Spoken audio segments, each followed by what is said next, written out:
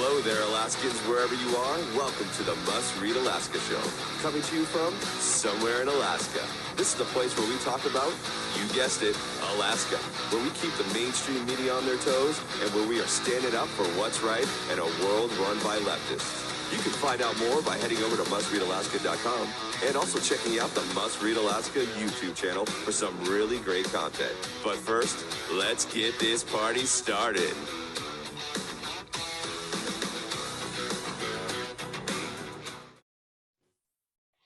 Hello, everyone. Welcome. This is the Must Read Alaska Show, the Friday edition.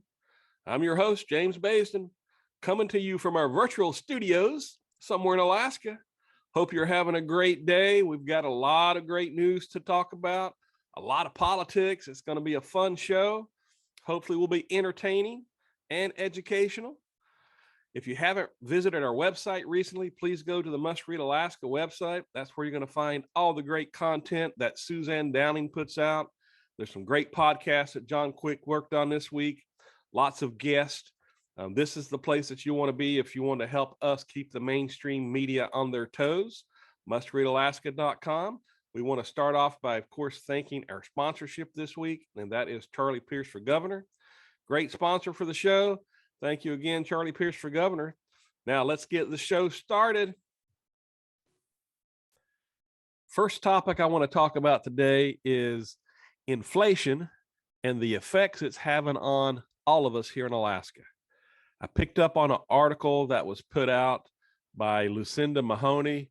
If you don't know who Lucinda Mahoney is, she's the commissioner of the Alaska Department of Revenue, and her article kind of sparked some conversations that I was having on local radio down here on Kenai here recently. And it's talking about the CPI and how it has increased over the last year. It's greater than 8% is what everybody's using as a figure. And the CPI is the Consumer Price Index. So that's the cost of food and labor and supplies.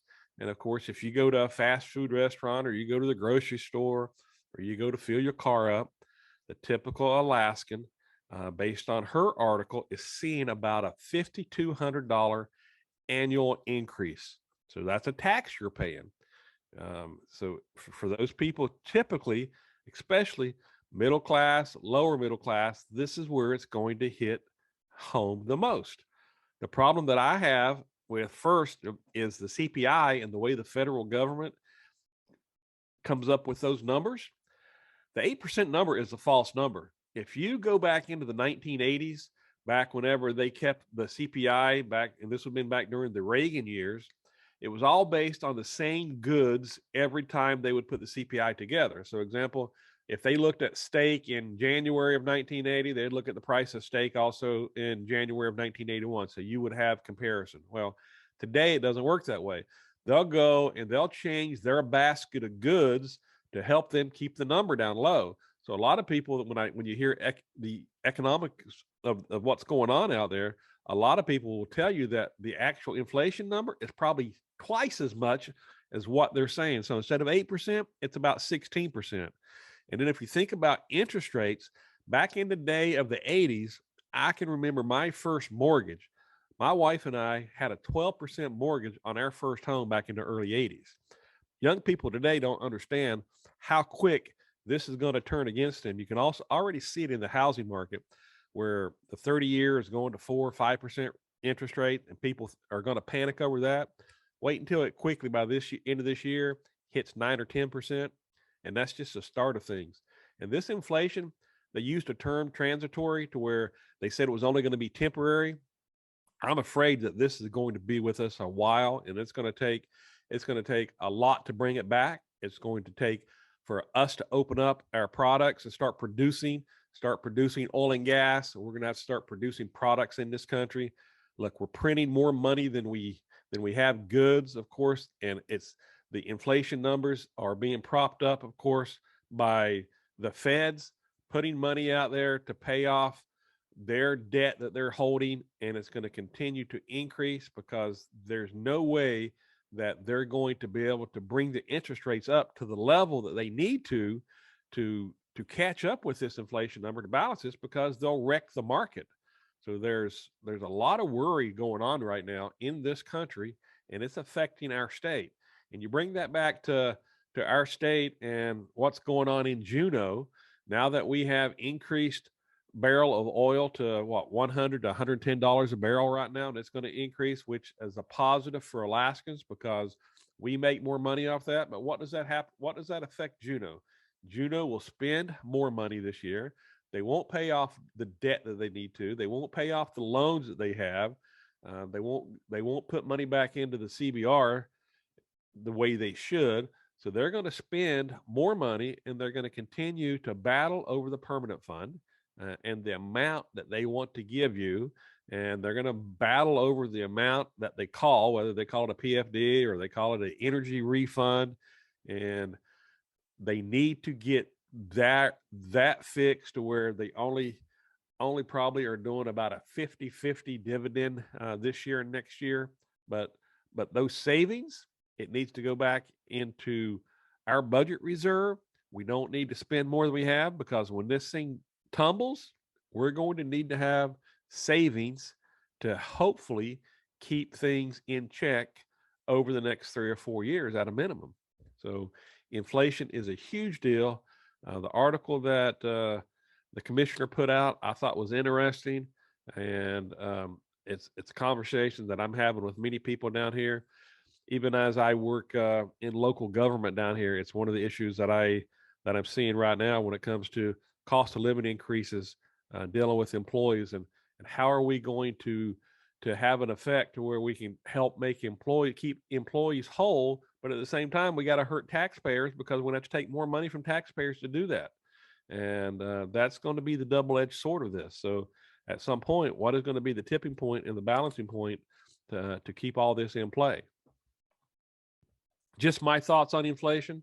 Again, my opinion. I hope I'm wrong on some of these things, but I'm afraid I'm going to be right over time.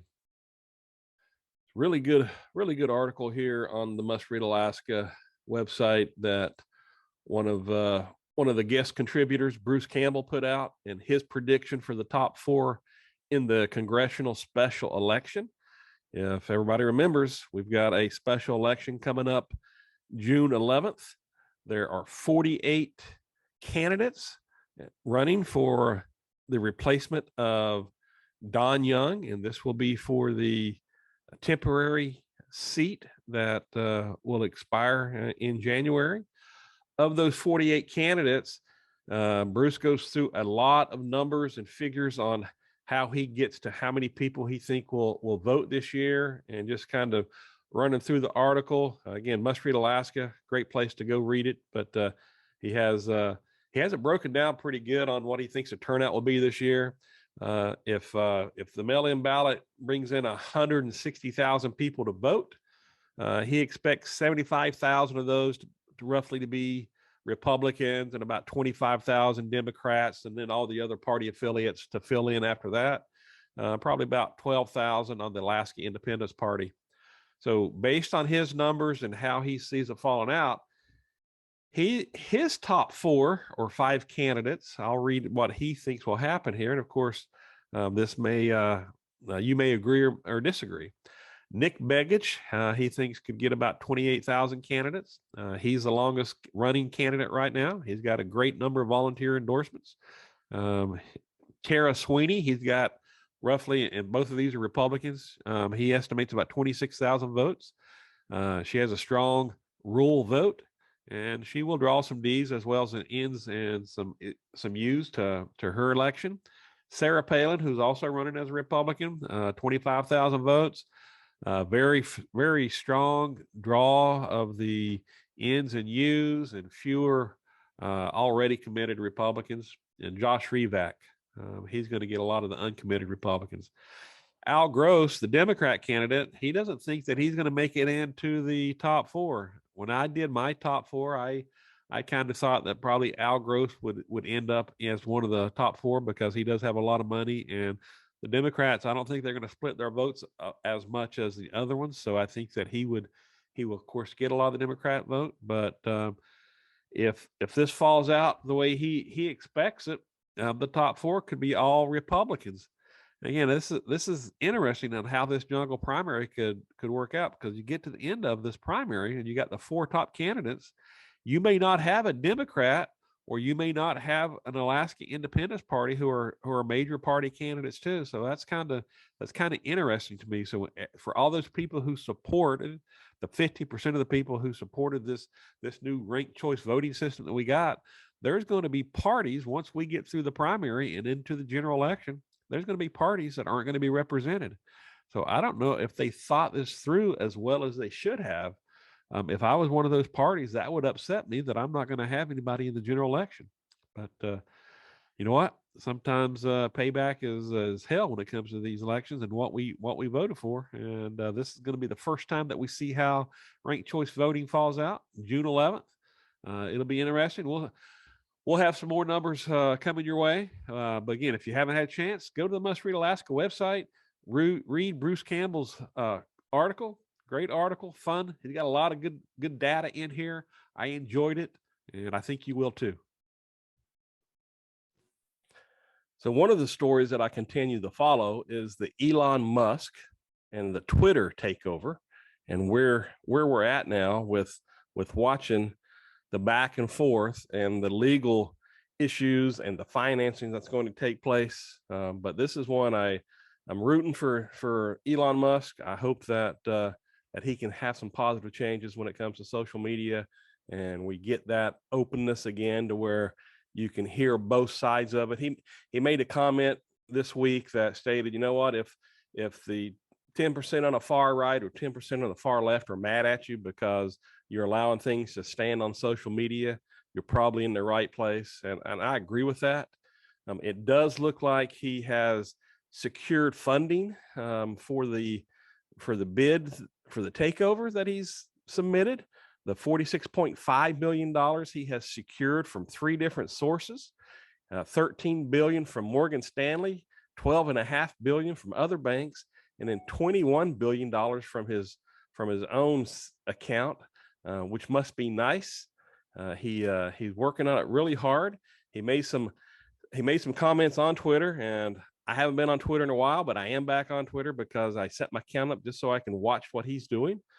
He says if our Twitter bid succeeds, we will defeat the spam bots or die trying, which of course, that's one of the things that hurts social media is the amount of bots that they have on there that can attack the tweets. And also he wants to authenticate and make sure that really it's humans that are making the tweets, and he wants to deal with the software programming behind it. He wants to make sure that, again, if you've got 30,000 followers and all of a sudden you get hit because you're not saying the right things, and they fix it to where only 100 people are getting to see your tweets, well, then something is wrong with the company. The company is suppressing your free speech, and he wants to make sure the software is open and everybody can see what's taking place. So I applaud him for that. But hey, he's still got a long way to go. The company has threatened what they call a poison pill to where they will give, if he buys more than 15% of the company, they will dilute the shares by giving more shares at a cheaper price to those who already own it to try to hurt him. So you can tell this is a fight. I continue to watch it because I think social media is a platform that it's a love-hate platform for me. You've got to have it if you're going to be in this type of business, or if you're going to be in politics. And that's the thing. They really controlled the outcome probably of some of the elections by suppressing information and not letting the right information get out there that people had that was truth. And of course, that's why we have these other platforms that are being developed, because whether it's Google or Facebook or Twitter, they've all kind of been in control of what we can say. Even today, we have to worry about on a podcast such as this. You know, we're reporting what other people are putting out there, and who knows? They could basically censor us and bring it down to where maybe not many people are seeing our podcast, which hurts us. So it's an important issue if you're in the industry, and I hope Elon Musk can continue to be on top of moving forward to make this better. And I'm going to continue to watch. So is it just me, or did President Biden have another bad week? It looks like he's struggling again cognitively. He seems to continue to speak about things that are off topic. Some examples was earlier in the week, of course, during Easter, he was in front of a crowd and he got off subject talking about Afghanistan, and one of his staffers was in a bunny costume that had to come over and get him and get his attention and move him away from the crowd. And everybody saw the footage of that. There was also footage of him and his wife, Jill Biden, sitting down in front of a bunch of children to read a book. And he got through one page of it, but it was kind of sad to watch because you could see the interactions that she had to have with him, because they're all scared to death that he's going to get off topic and talk about things that he shouldn't. And they have to come out every day now with something that they have to correct. He was at an event in North Carolina on stage, to where when he got done speaking, he turned from the podium and was shaking hands with nobody was there. It was very strange to watch. And then he turned around towards the flag, very confused. And any of us that have family members that have dealt with this, whether grandparents or parents, as they get older, they start to decline. We can see that in front of our older president. It is happening in front of us. The most powerful person in the world is losing when it comes to his memory. You can see it happening.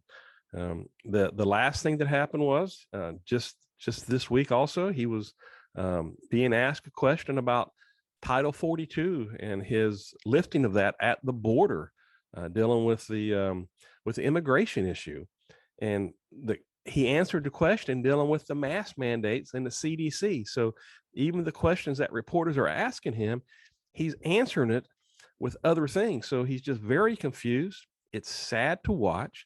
I know there's partisan politics involved here, no matter what side you're on, but this is sad. And all I can say is, God bless America, because this is going to be something that we're going to have to take seriously here. And he's announced that he wants to run for office again. He's in his 80s now, and there's no way that this man can hold up to the rigors of this office and continue to make sound decisions. Well, it's time for the segment that I like to call Mandate Freedom. And today we've got good news, bad news, great news for those of us who think the mask mandates should go away. It looks like finally this week, we had a judge down in Florida basically put a ruling out that stopped the mask mandate on traveling when it comes to airplanes and buses and that type of travel. But of course, the Department of Justice is going to appeal the ruling of the mask mandate. And one of the things that the CDC says, that it believes the mask mandate is within its legal authority. And I think most of us have lost confidence in the CDC, and it has become a political outlet of whatever party is in the White House. And I could care less whether you're a Republican or Democrat. That's how the CDC is going to operate going forward. We do not believe a lot of the things now that the CDC tells us. We know that masks, based on science, has not prevented anything when it comes to COVID. It is ridiculous to continue to think of that everywhere that we go, we can go to huge events with 100,000 people at a concert or at a sporting event. We can go to an indoor basketball game that I attended recently down in Phoenix with 20,000 fans. But for some reason, when you go to the airport, they want you to mask up, because that's the last piece of the controlling element that the federal government has. And the liberal side of the mask mandate issue, they do not want to release it. It is control. Go ahead and wear your mask if you feel comfortable. If it's like a baby's blanket to you and you want to put that mask on your face, by all means, go at it. But for those families who struggle with children and keeping masks on their children, and for us who have other issues that we do not need to be wearing a mask, let's get on and over this. It is time. 2 years into this thing, and we're still dealing with this stupid issue. It's going to be a political issue in the election. So again, I think this is a loser for the president and his party, the Democrat left side of the party. So the more they fight this, I think the better it will help out the election cycle. So go at it. Force everybody to go back in masks and see how that works out for you. The time is coming to an end when we're going to see a massive movement in the political parties take place here, and the president is going to lose his authority quickly here this next year. So I think it is a lose effort for him if he continues to try this. And the CDC basically, they only extended this things for two weeks anyway, so they should have just let this die out. But they can't. They don't have the ability to. And I think that works to the advantage of those of us who think that it's time for a change in Washington. So this will probably help us. So one of the segments I like to have every week on the show is dealing with the Second Amendment. And there's 2 or 3 different areas I want to talk about today, specifically dealing with some statistics I found. And I'm going to be referring to a website called thedailysignal.com. And it is a conservative website, but they have some great databases that you can go to, and you can look at. One of the databases, for example, shows that in the past 90 days, how many incidents were involved with legal firearms to prevent crimes. And throughout the United States, over the last 90 days, 145 crimes were prevented. And then you can look at, you can narrow this thing down, and you can go back as far as you want to when it comes to the data. But they also had a great commentary dealing with the Second Amendment saved these gun owners' lives in April. And it'll go through, and it shows you all through the month of April, legally, some of the situations that took place in people's homes, people's businesses, carjackings, and how the gun owners who had the legal right to protect themselves use their handguns to protect their families from criminal events, which could have harmed them or killed them. But you don't see that kind of stuff on the news. Typically, you'll see that a gun killed somebody, or they'll label a weapon as, oh, the military style weapon was used and the weapon did something. So you'll see the side of the news basically that talks about all the weapons that are used in the gangs and the illegal stuff, but you never hardly ever hear about a homeowner or somebody who legally used a weapon to protect themselves. So I like this information. And then one of the things they highlighted dealing with the Second Amendment is how important the Second Amendment is to women. And, I've never really divided it between men and women, and probably in today's world with everything that's going on, whether you're a man or a woman, and you can't define a woman. Maybe that's not a good thing for the Daily Signal to do, but they even went through the last 10 incidents that involved women who legally had firearms that they had to use to protect themselves in situations. And it's just amazing when you go through the database and read all the defensive gun issues that took place. Good information. I'm a big proponent of the Second Amendment.